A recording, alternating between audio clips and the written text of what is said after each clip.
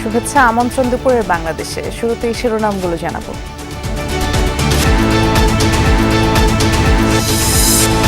হামে ময়মনসিংহ ও সিলেটে আরও 2 শিশুর মৃত্যু। আক্রান্ত 56 ভাগের বয়স 2 বছরের বেশি।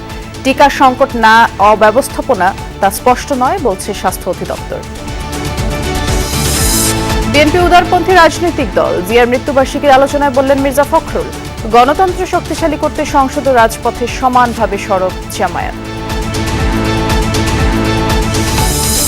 খুলনা শহরের দৌলতপুরে মসজিদে ঢুকে গুলিবর্ষণ, 2 জন আহত। চট্টগ্রামের আনোয়ারায় মা মেয়েকে কুপিয়ে হত্যা, গুরুতর আহত ছেলে। অভিজাত এলাকা গুলশানে কমছে বাসযোগ্যতার সূচক। বাণিজ্যিক শ্রেণীতে রূপান্তরের কারণে বাড়ছে কর্পোরেট আধিপত্য। গ্রোয়িং পপুলেশনের কারণে গুলশানের আপনার অ্যাপার্টমেন্ট বা বাসার ডিমান্ড তো বাড়তেছে। এখানে বিভিন্ন কর্পোরেট অফিস হচ্ছে, কমার্শিয়াল অফিস হচ্ছে। যুক্তরাষ্ট্রের অভিযানের শঙ্কায় সমৃদ্ধ ইউরেনিয়াম সুরক্ষা ইরানের তোড়জোড়। প্রতিবেদন সিএনএনের। টানেল উড়িয়ে দেওয়ার পাশাপাশি প্রবেশ পথে পুঁতে রাখছে মাইন।